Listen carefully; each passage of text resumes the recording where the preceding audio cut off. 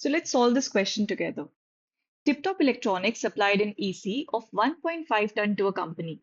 Cost of the AC supplied is 51,200 rupees with GST. Rate of CGST on AC is 14%, and we have to find the following things. First, we have to calculate the rate of SGST. Now we know that CGST and SGST are always equal. Okay, so if the rate of CGST is given to us as 14%, it will be equal to the rate of SGST as well. So the answer will be 14%. All right. The next question is we have to find the rate of GST. Now we know that GST is equal to CGST plus SGST. These are the two main components of GST, right? So GST will be equal to 14 plus 14, that is 28%. Moving on to the third part of this question, you're supposed to find the taxable value of AC.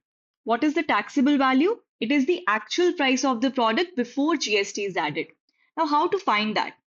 First, let's assume that the taxable value of AC be X, right?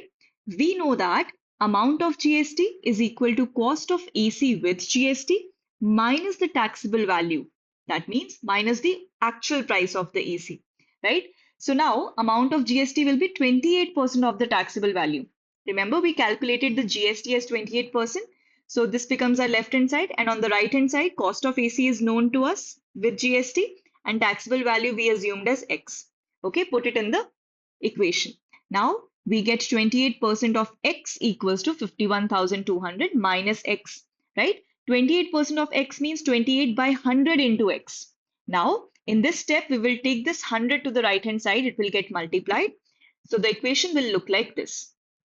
Now, moving forward, if you open the bracket and then you take all the X terms on the left-hand side, we get 28X plus 100X equals to 512,0,0,0,0. Now, 128X will be equal to this. X will be equal to, you have to take 128 to the other side. It will get divided. And the final value of X is coming out as 40,000. Now, this 40,000 is the taxable value of AC. Okay.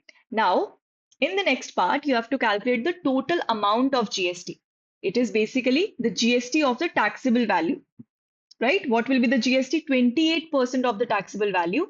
That is 28 by 100 into 40,000. Easy, cut the zeros. You will be left out with 11,200 rupees. This is the total amount of GST. Okay. Then what will be the amount of CGST? Remember, CGST is always half of GST. You will get 5,600, and amount of CGST is always equal to the amount of SGST. So this will also be equal to 5,600. Okay, now moving on to the next question. Let's read the question first. Suppose a manufacturer sold a cycle for taxable value of 4,000 rupees to the wholesaler. Wholesaler sold it to the retailer for 4,800 rupees, and retailer then sold it to the customer for 5,200 rupees. Rate of GST is 12%. Now we have to find the payable CGST and SGST at each stage of trading. So to solve this question, first we have to draw the trading chain. Okay, so this is how the trading chain will look like, right? So it starts from the manufacturer, goes to wholesaler, then retailer, and then customer. Now, first comes the manufacturer. So as you can see from here, he sells the cycle for 4,000 rupees and the GST rate is 12%. Okay, so the first step that you're going to do is calculate the output tax and GST payable by the manufacturer. So I hope you remember what is the output tax. Output tax is the GST collected during the sale. Now this will be 12% of 4,000, that is 480 rupees, right? Now this is the tax collected by the manufacturer. And since the manufacturer did not purchase the product from anyone else before selling, there is no input tax credit here. So the GST payable by the manufacturer will be 480 rupees. Now the cycle moves to the wholesaler. Okay, let's find the output tax and the GST payable by the wholesaler. So output tax will be what? Yes, it will be 12% of 4,800, right? Which is 576 rupees. But remember, the wholesaler already paid 480 rupees GST while buying the cycle, right? Now that tax becomes his input tax credit. So now he does not have to pay the full 576 rupees. So what will be the GST payable by the wholesaler? It will be the difference of the output tax and the input tax credit. Okay, so that will come out to be 576 minus 480, that is 96 rupees. Next, the cycle moves to the retailer.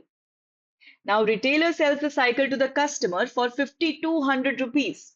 So, what will be the output tax collected by the retailer? That is 12% of 5,200. It's 624 rupees. But again, the retailer had already paid 576 GST when he was buying the cycle. That becomes his input tax credit. So, the final GST payable by the retailer will be the difference, output tax minus the input tax. Basically, the tax he's receiving or collecting during the sale minus the tax which he has already paid, right? So the difference will come out to be 624 minus 576, that is 48 rupees. Okay, that means retailer pays 48 rupees GST to the government. Now let's look at the complete GST flow here. So if you observe the whole trading chain carefully, we see something interesting. Manufacturer pays 480 rupees to the government, wholesaler pays 96 rupees to the government, retailer pays 48 rupees to the government, and the total tax paid becomes 624 rupees, right? Now, as you can see, this 624 rupees is actually the tax paid by the customer, right? Yes. Now let's fill in all the empty boxes here. So the first empty box, it will be 240. Why? Because CGST and SGST paid by the manufacturer will be the same. Similarly, if wholesaler is paying the GST 96 rupees, so central government will get half of it, 48 rupees. State government will get again half of it, 48 rupees, right? Retailer is paying 48 rupees GST. So CGST will be half of 48, 24, and SGST is also 24. Now total CGST payable will be 312 and SGST will also be 312. And that's it.